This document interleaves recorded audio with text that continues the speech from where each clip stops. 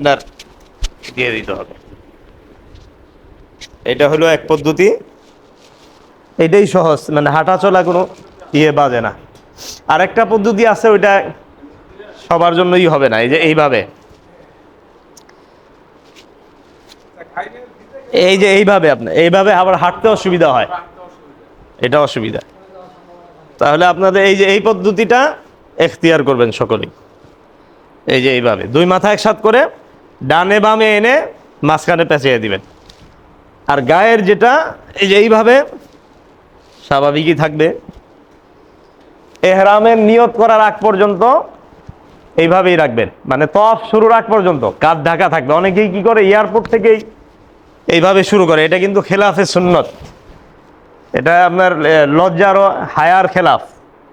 আপনার শরীর দেখতেছে যে কোনো পুরুষ মহিলা, এই জন্য এয়ারপোর্ট থেকে না ঢাকা। একেবারে আপনি যখন তওয়াফ শুরু করবেন প্রথম 3 তওয়াফে এইভাবে থাকবে, এই ডান কাঁধ খালি থাকবে বাম কাঁধের উপর দিয়ে, এটাকে বলে ইজতেবা। জি হ্যাঁ, হজের তওয়াফেও উমরার সময়ও। আর আপনার এহরাম ছাড়া যখন এয়ারপোর্টে নামাজ পড়বেন তখন কিন্তু মাথা ঢাইকা নামাজ পড়বেন। এখানে আরেকটা কথা আছে, সেটা হলো পুরুষের জন্য তার চেহারা এবং মাথা হলো এহরামের জায়গা। অর্থাৎ এহরাম অবস্থায় কোনো পুরুষ তার চেহারা মাথা ঢাকতে পারবে না, এবং এই যে পায়ের উপরের যে পাতা, পায়ের যে শক্ত হাড় আছে, এটা ঢাকতে পারবে না। এই জন্য স্যান্ডেল পরতে হবে, পন্স আছে না 2 ফিতার, আর মাথা খালি রাখতে হবে। আর মহিলাদের এহরাম হইল চেহারা, এহরাম নিয়ত করার পরে মহিলাদের চেহারা খোলা রাখতে হবে পুরা সফরেই, না ঢাকা যাবে না, নিষেধ। তবে একটা পদ্ধতি হানাফি মাযহাবের উলামায়ে কেরাম বলছে, আরব বিশ্বে ওরা করে না, চেহারা খোলা রাখে।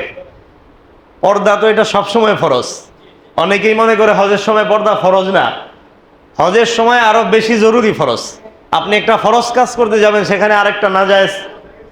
এই জন্য উত্তম পদ্ধতি হলো একটা ক্যাপ পাওয়া যায় মহিলাদের, ওই ক্যাপের উপর দিয়ে বোরকার যে আছে, বা ওই ক্যাপের সাথেই নেকাব আছে, নেকাব ঝুলিয়ে দেওয়া, যে চেহারার সাথেও কাপড় লাগবে না। এখন যেহেতু আপনাদের কাপড় লাগা আছে চেহারা, এটা কিন্তু নিষেধ হজের সময়। ওই ক্যাপওয়ালাটা কিনবেন, তাহলে চেহারার সাথে কাপড় লাগবে না, আবার পর্দাও হয়ে গেল। তাহলে এটা সবচেয়ে উত্তম, বেটার।